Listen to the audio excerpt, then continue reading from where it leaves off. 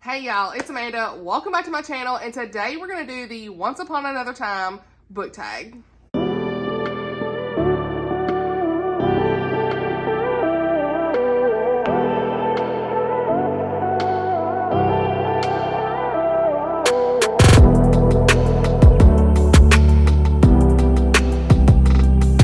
Alright y'all, so this is a really fun book tag. I was tagged by Caitlin over at Chronicles of a Book Nerd. I will leave her video down below and the original creator's video if I can find it. And I'm so excited to do this. This is a very short tag, so I've got like 2 answers for each prompt, except the last question, I've got like 4. So in Book Lover Amanda fashion, I have more than one answer, okay? But we're here, and I want this to be for this Thursday's video, so yeah, if this sounds like something that you would like to do, please do this book tag. It's super cute. Let's dive in. The first question is, name your favorite Christian novel from a different time. And y'all know, like, the answer. So that's why I picked 2. So, because I talk about this all the time. But my favorite, #1 Christian novel from a different time period is When the Day Comes by Gabrielle Meyer. I absolutely love this book, love this series. We've talked about it on the channel how many times now. This series is the Timeless series. There are 3 books out right now, so if you've not read it, please pick it up. I'm going to link it down below if you want to check it out. But this series is a unique twist on a Christian historical romance because we have time travel. So this one is set in 1774 Colonial Williamsburg and 1914 New York City. And then the rest of the series, you'll see many different timelines. And so, yeah, this is definitely the answer for that. But I want to give another answer because I talk about that all the time. So, another favorite Christian novel that is set in the past is going to be Where the Road Bends by Rachel Fordham. I absolutely love this book. It was my first Rachel Fordham book, and the romance in this was so good. Reminiscent a little bit of like a redeeming love story. So yeah, this was set in 1880 Iowa. We have this girl Nora, and she's surveying her family's land. Pretty much all she has left to her name, and she's going to do everything she can to try to save the land. And that means marrying a man that she hardly knows. Days before her wedding, she ends up discovering this man Quincy on her land, and she nurses and heals him back to health. And it's like her sense of duty compels her to do this. Tries to make sure nobody knows that she's helped him, and he sneaks away. But this little act of kindness threatened everything for her, and things go on from there. Time passes, and then we see how Quincy and her meet back up, and everything goes on from there. So it's just a really great love story. Absolutely loved it. Definitely one of my favorites. All right, now question number 2 is, name a historical couple whose love would last in today's time. Now, I got 2 Pepper Basham books for this, okay? First and foremost, we have got The Mistletoe Countess by Pepper Basham. This is book 1 in the Freddie and Grace mystery series. And the first book is really more like their romance. It's a marriage and convenience story that I think you could read any time of the year, really, honestly. It's not overtly Christmas, but their love story would stand the test of time. She stands up and takes her sister's place in this marriage for a certain reason. And she's just a strong-willed woman. And then this guy, he just takes care of her. They get to know each other.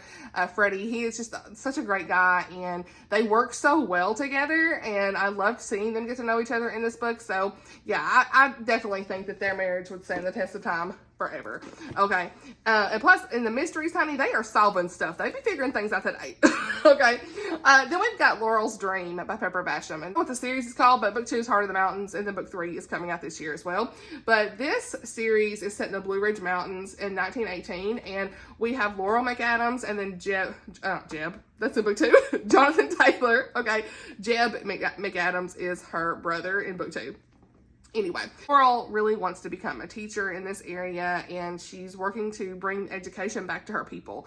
And then you see her like working and helping and doing all these things on the land and everything. We have Jonathan Taylor come in from England, and he is the new teacher there. And just seeing them work together and getting to know each other and learning all these different things about the area. He's learning a lot about the Appalachian area, the people there. Work so well together, and because like he's having a lot of pushback from the people, locals in the area about being the new teacher because he's an outsider, and so she like kind of steps in and things kind of take off from there. Their romance would certainly stand the test of time because they will be teaching everybody all these things and helping people, and that's just like here in the South, that's so well needed even today. Question number 3, name a couple from a contemporary Christian romance novel whose love would have endured in the past.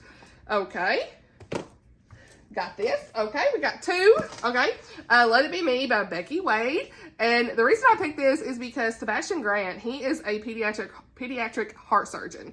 So he'd have made it back then. Okay, he definitely would have been very successful himself during back in history. I don't even know is that what it said? Endured in the past. Yeah. Okay, so he's a pediatric surgeon, and then she's a math prodigy. Like, they would definitely be a couple to make it back in the past. I don't know what years we're talking about here, but they'd be making it, okay? They would figure things out. Let's say they were pulled back in time to the 1700s and dropped in. Honey, I think they would make it, okay? Because she was working on her PhD and all this stuff and had to put it on hold, okay? Because she was raising her little brother. Yes, girl. She cares so much about her family. And then Sebastian, he would take whatever knowledge he had and figure that out back in the day for whatever tools he had back then. How about that? So they worked very well together in the past. Okay, and then I picked My Hope Next Door, Tammy L. Gray, Katie Stone, and Asher Powell. Okay, Katie and Asher in this. Asher is this guy next door. He really cares about Katie and what she's going through, and he's went through some heartache in the church, and so he's going through some hard things too, but they work so well together. He really cares about those around him. And then you've got Katie, who has been through a really hard time with her breakup in the past, and she's been through drug abuse and all these different things, and she's back in town, and people are judging her for her past, but she's a new creation in Christ. She's not who she was, and she's having to deal with all this drama and this heartache from her ex-boyfriend coming in and all this mess, and then things with her parents that she's struggling with. I just think they're both very strong-willed characters, and they would both do very well in the past together. They would just like be the peanut butter and jelly together. Okay, so yeah, I picked these 2. Question number 4, share your favorite book setting from a different time that you would enjoy spending one day there. Okay, this was fun. I picked, of course, Ireland and Scotland. Okay, so yeah, A Bound Heart by Laura Frantz. This is set in Scotland for a little bit, and then the Virginia colony as well. So, but for me, the Scottish area, yes, I gave this 4.5 stars whenever I read it. I really enjoyed it. Magnus and Lark, and they grew up on the same castle grounds. Magnus is now the laird of the great house, and Lark is the keeper of his bees. Okay, and she's the woman who's supposed to be providing an elixir to help his wife conceive and bear him an heir, but his wife dies suddenly, and so Magnus and Lark find themselves in a bunch of accusations and stuff, and the story goes on from there. So I really liked their romance together. It was more of a slow burn, but yeah, this is a really good story. It's set in Scotland, and then they have to like be forced to go to America in exile. So I think that's what it was. Yeah. I think so. Okay, anyway, they are sold as indentured servants across the Atlantic. That's it. I'd love to visit Scotland anytime period. Okay, even for one day. I'd love to be there for just a day, as long as I was safe. Okay, and then A Dance in Donegal by Jennifer Deibel. This is the first Jennifer Deibel book she published, the first one I've read. Really enjoyed it, but I really liked this found family aspect in this. Like, she goes to this small town and all these people are caring, and like the setting in Ireland here was so richly described. I remember really loving that. I mean, the cover itself, like in the background, is beautiful with these castles and old buildings and things. So yeah, in this one, I remember giving this 5 stars when I read it. This was about a woman named Moira, and Moira, is that say it? Moira. I guess that name.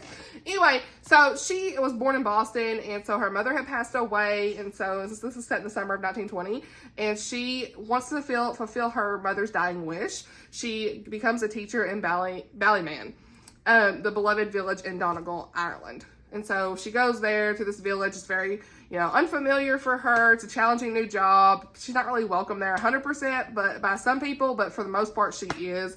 There's these rumors about her and her mother and stuff. So there's some of that stuff that kind of threatens everything that she's had. And so she has to rely on all the kindness of the people there and the strength of this man, Sean.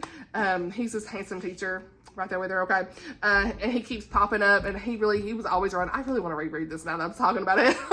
But he keeps popping up and just helping her out along the way. And there's such a great forgiveness thread in this book. So Absolutely love this book. So yeah, the setting in this would be so great to visit for at least one day. I'll also leave reviews for all these books that I have down below if you want to check that out, because I've read every one of those. Okay. This lighting has been kind of wonky. Sorry, forgive me for that. Question number 5, and the last question is, share a Christian booktuber who you can see hanging out with a character from what book and why. The book must take place in another time. So I picked 4 of these. Okay. So because Caitlin tagged me, I'm gonna put her on this. Okay. I think that she would really get along with Addie in the Librarian of Boone's Hollow, because Addie is out here delivering books by horseback. Okay. This is set in Kentucky. They're delivering these books to these impoverished coal mining families, and there's a really nice little romance thread in here. I think that Caitlin would definitely get along with Addie because they'd be delivering them books. Okay, she would want to be making sure people get them books. So that's why I picked this one. I can't remember if you've read this, Caitlin. Let me know. Have you read this? If not, here's your sign to pick it up. Okay, absolutely love this book. It's my first book by Vogel Sawyer, and I need to read more by her because this was like one of the first books I read when I started my channel, and I absolutely loved it. So,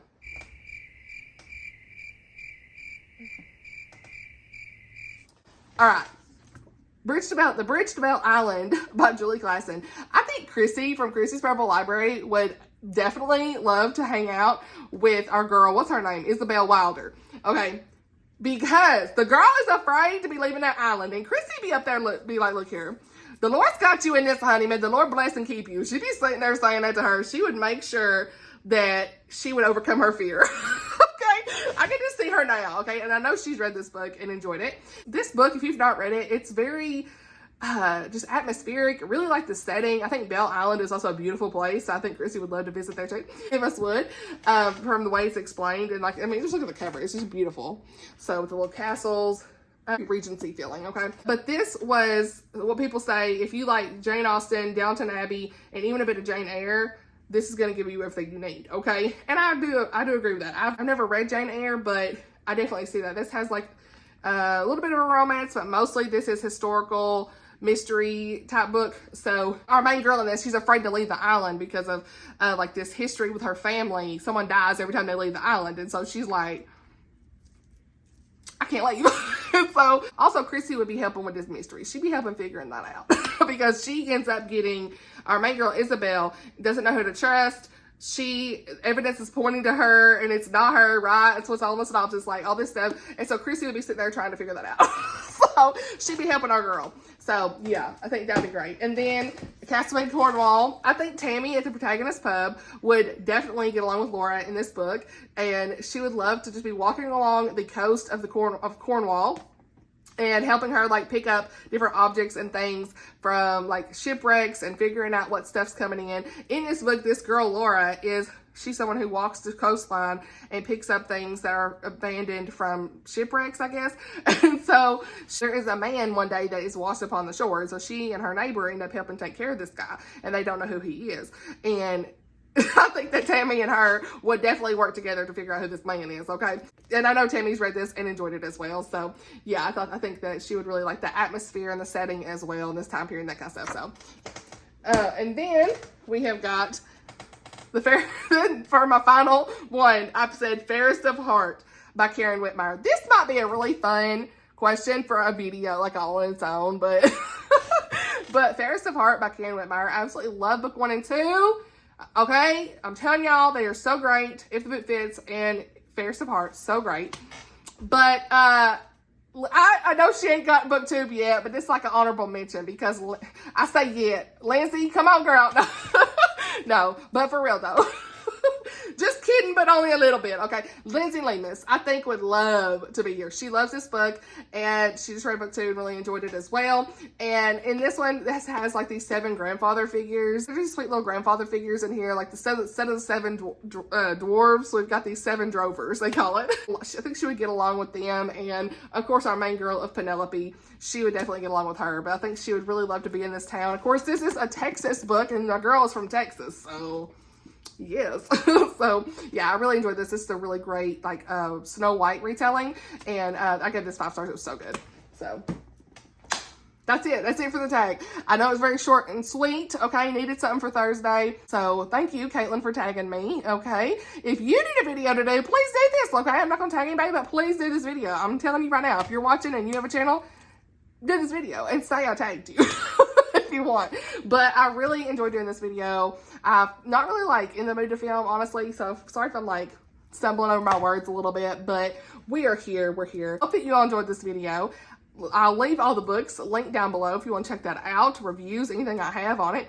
Thank you so much for watching, and I'll see y'all in the next one. Bye, y'all.